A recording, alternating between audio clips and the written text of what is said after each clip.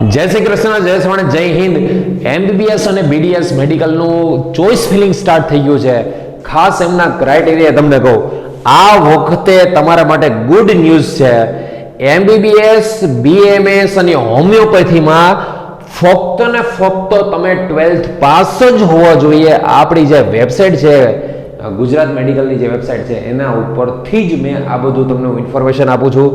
MBBS, Ayurveda અને homeopathy માટે તમારે પહેલાં જે 50% જોતા હતા એ હવે નીકળી ગયો છે ક્રાઇટેરિયા, અને ફક્ત તમે 12th પાસ જ હોવા જો. એ પછી એક રિઝલ્ટ હોય, બે રિઝલ્ટ હોય કે 3 રિઝલ્ટ હોય, એ જે 50% વાળો રૂલ છે એ ફક્ત ડેન્ટલમાં જ છે. ઓપન અને ઈડબ્લ્યુએસ હોય તો 50% છે, ઓબીસી એસસી એસટી હોય તો 40% છે, અને ફિઝિકલ વિથ ડિસેબિલિટી કોઈ પણ હોય, હેન્ડીકેપ હોય તો એમના માટે 45% 45% છે. તો આ ન્યૂ રૂલ્સ છે, આ ખાસ ધ્યાન રાખજો. ઓકે, હવે મેડિકલ કોલેજમાં જે જવા માટેનું ચોઇસ ફિલિંગ આવે છે એના માટેની મેં ગ્રુપમાં ટોટલી પીડીએફ ગાઈડલાઇન્સ આપી દીધી છે કે કઈ રીતે તમારે ચોઇસ ફિલિંગ કરવું. તો એ ખાસ જોજો, ભૂલકાઓ. અહીંયા સ્ટેપ બાય સ્ટેપ તમને A to Z ને ત્યાં ઇન્ફોર્મેશન બધી આપેલી છે કે કઈ જગ્યાએથી કેન્ડિડેટનું રજિસ્ટ્રેશન થાય, એ ટોટલી પીડીએફ મેં ગ્રુપમાં આપેલી છે. હવે સૌથી મોટી એ વાત કે ચોઇસ ફિલિંગ કેવી રીતે કરવું. માની લો કે કોઈને આ વખતે 550નો સ્કોર છે તો 100% એને ગવર્મેન્ટમાં જ મળવાનું છે, પણ છતાં પણ એમને બધી જ ગવર્મેન્ટ મેડિકલ અને જીમર્સ મેડિકલ થોડી ઘણી નાખવાની છે. એવું ક્યારેય નહીં વિચારવાનું કે આપણે તો 100% મળી જ જશે, ગવર્મેન્ટમાં જ મળી જ જવાનું છે, પણ છતાં પણ આપણે પહેલી બધી ગવર્મેન્ટ અને જીમર્સ સુધી નાખી દેવાની છે. માની લો કે કોઈનો સ્કોર 510 છે તો એવું ક્યારેય નહીં વિચારવાનું ભાઈ હું આટલા સુધી જ કોલેજ નાખીશ, ભાઈ હું ગવર્મેન્ટ જ નાખીશ અને જીમર્સ હું નહીં નાખું કારણ કે મને તો ગવર્મેન્ટમાં મળી જ જશે, એવું જરાય નહીં વિચારવાનું. મારા વર્ષોના અનુભવ છે કે ક્યારેક સ્ટુડન્ટ્સ એક માર્ક્સ ખાલી એમાં ચેન્જીસના લીધે રહી જતા હોય, ભલે પછી સેકન્ડ રાઉન્ડમાં એને મળી જતું હોય, પણ એવું રિસ્ક નહીં જ લેવાનું. 510 માર્ક્સ હોય તો પહેલાં તમારે બધી જ ગવર્મેન્ટ નાખી દેવાની અને બધી જ જીમર સિલેક્શન કરવાનું, અને કઈ કોલેજ સારી છે, કઈ કોલેજ પહેલાં રાખવી, એ બધું જ ગ્રુપમાં મેં લિસ્ટ આ તમને આપી જ દીધું છે. ગવર્મેન્ટ મેડિકલ કોલેજ છે જે ગુજરાતમાં આપણે 6 મેડિકલ કોલેજ છે, અને એક સિલવાસા દીવવાળી મેડિકલ કોલેજ છે, એમાં ત્યાં રહેતા હોય એ જ લોકો ચોઇસ ફિલિંગ કરી શકશે.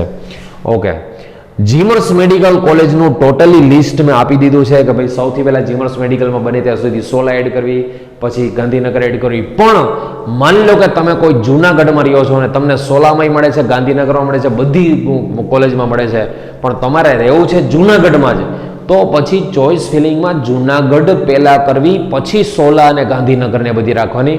જો તમે પહેલાં 16 રાખશો અને પછી જૂનાગઢ રાખશો તો તમને પહેલાં 16માં મળતું હશે તો 16માં જ જવું પડશે. તમે પછી સેકન્ડ રાઉન્ડમાં જો કે તમે ચેન્જ ગમે તે કોલેજમાં, ક્લોઝરનો નિયમ કંઈ નથી, પહેલાં જે હતો ક્લોઝરનો નિયમ એ હવે કંઈ નથી.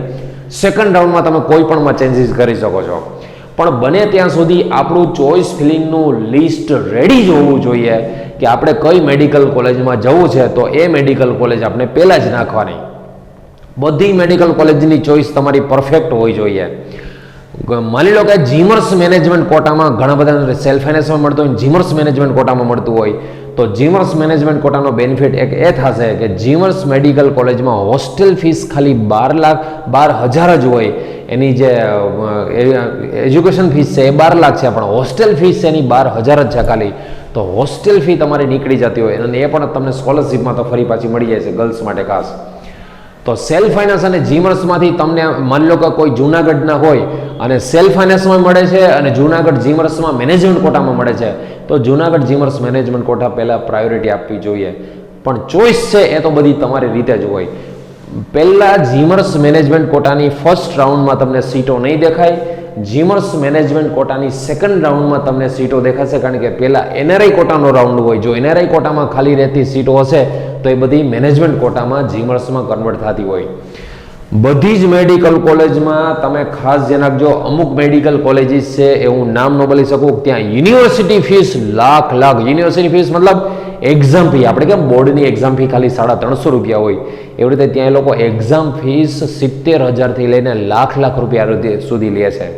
તો એવી મેડિકલ કોલેજમાં સેલ્ફ ફાઇનાન્સમાં એડમિશન લેતા પહેલાં બહુ ધ્યાન રાખવાનું. એવી મેડિકલ કોલેજ કોઈ પણ પ્રકારનો ચાન્સ આપણો ન મળતો હોય ત્યારે છેલ્લી મેડિકલ કોલેજને એ ચોઇસ ફિલિંગમાં આપવી જોઈએ. ઓકે, માની લો કે કોઈનો સ્કોર 480 છે, તો એવું નહીં વિચારવાનું કે મારે ભાઈ જીમર્સમાં મળી જશે મને, તો આટલી જ હું નાખીશ, અહીંયા સુધીમાં મને મળી જાય છે, એવું ક્યારેય નહીં વિચારવાનું. પહેલાં બધી ગવર્મેન્ટ નાખી દેવાની, પછી જીમર્સના ગવર્મેન્ટ કોટા નાખી દેવાના, અને પછી સેલ્ફ ફાઇનાન્સમાં તમારે જો લેવાનું હોય તો એ નાખી દેવાનું હોય. માની લો કે કોઈ એવો વ્યક્તિ છે કે જેને 480 માર્ક્સ છે અને એને ફક્ત જીમર્સ ગવર્મેન્ટ યા તો જીમર્સમાં મળે તો જ લેવું છે, સેલ્ફ ફાઇનાન્સમાં મળે તો લેવું નથી, તો ભૂલથી પણ સેલ્ફ ફાઇનાન્સ મેડિકલ કોલેજ નાખવી નહીં. જો નાખશો અને મળી જશે તો તમારે એમાં લેવું પડશે, અને જો નહીં લ્યો તો તમારી 10,000 જે તમે ડિપોઝિટ ભરેલી છે એ જશે.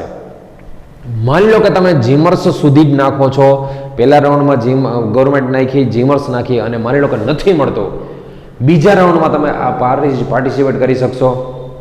માની લો કે બીજા રાઉન્ડમાં પણ નથી મળતો તો તમે ત્રીજા રાઉન્ડમાં લઈ શકશો. બાકી વધારે જો કન્ફ્યુઝન કોઈને થતું હોય તો ગ્રુપમાં મારા નંબર છે જ, એમાં બિંદાસ મને મેસેજ કરજો. મેસેજમાં હું તમને ટોટલી રિપ્લાય આપતો રહીશ. પણ ખાસ ક્યારેય કોઈ એવું નહીં વિચારતા કે મને આ મેડિકલ કોલેજ સુધીમાં મળી જશે, એની નીચેની પણ થોડીક મેડિકલ કોલેજ ખાસ નાખવાની જ છે. ઘણીવાર એવું બનતું હોય કે તમે જે ચોઇસ ફિલિંગ કરેલું છે ત્યાં સુધીમાં જ અટકી જતું હોય, એટલે નીચેની જો તમારે આ વખતે જ લેવું હોય તો લઈ જ લેવાનું. માની લો કે કોઈને 350 માર્ક છે, તો ખબર જ છે કે આપણે લક બાય ચાન્સ કે એવું આમાં ન હોય ભાઈ, એવી પોસિબિલિટી હોય જ નહીં. એટલે તમને ગવર્મેન્ટ કોટામાં તો મળવાનું જ નથી. 350 માર્ક્સની આસપાસ હોય તો તમને મેનેજમેન્ટ કોટામાં જ મળવાનું છે. તો તમારે ચોઇસ ફિલિંગમાં બહુ લાંબી ચોઇસ કરવા કરતાં 350 માર્ક્સ હોય તો તમારે જસ્ટ મેનેજમેન્ટ કોટાની જ સીટો નાખવી જોઈએ. આગળ એની થોડી ઘણી ગવર્મેન્ટ સેલ્ફ ફાઇનાન્સ નાખવી તો ઠીક છે, પણ માની લો કે 350 માર્ક્સ હોય તો તમે બીજે મેડિકલ લેવી. હું આ વાત ઓપન કેટેગરીની વાત કરું છું. એસટી કેટેગરીનું ચોઇસ ફિલિંગ પાછું અલગ થઈ જાય. એસટી કેટેગરીમાં 350 માર્ક્સ હોય તો એને પહેલાં ગવર્મેન્ટ બધી નાખવી જોઈએ, પછી જીમર્સ નાખવી જોઈએ, પછી સેલ્ફ ફાઇનાન્સ નાખવી જોઈએ. આજે 350 માર્ક્સની વાત કરું છું, ઓપન અને ઓબીસી કેટેગરીવાળાને લાગુ પડે, એસસી કેટેગરીવાળાને લાગુ પડે. તમારી દરેકની કેટેગરી પ્રમાણે ચોઇસ ફિલિંગ તમારું અલગ લેવલનું હોય છે. તો ક્યાંય પણ માની લો કે ના ખબર તો બિંદાસ મને ગ્રુપમાં જે મારા નંબર છે એ નંબર ઉપર બિંદાસ મને મેસેજ કરજો, એમનો તમને રિપ્લાય આપી જશો દરેક કેટેગરી વાઇઝ. સો ભૂલકાઓ, ઓલ ધ બેસ્ટ. તમને ગ્રુપમાં બધી જ ઇન્ફોર્મેશન ટોટલ મેડિકલ કોલેજ કેટલી ગુજરાતમાં મેડિકલ કોલેજ છે, બીડીએસ મેડિકલ કોલેજ છે એનું ટોટલી લિસ્ટ મેં તમને આપેલું છે. અને ચોઇસ ફિલિંગ હવે સ્ટાર્ટ થઈ જ ગયું છે, તો કાલથી જ ચોઇસ ફિલિંગ સ્ટાર્ટ કરી દેજો. અને ક્યાંય પણ ન સમજાય તો મારા 9427435417 પર મને બિંદાસ મેસેજ કરજો. Thank you. જય શ્રી કૃષ્ણ, જય શ્રવણ, જય હિન્દ.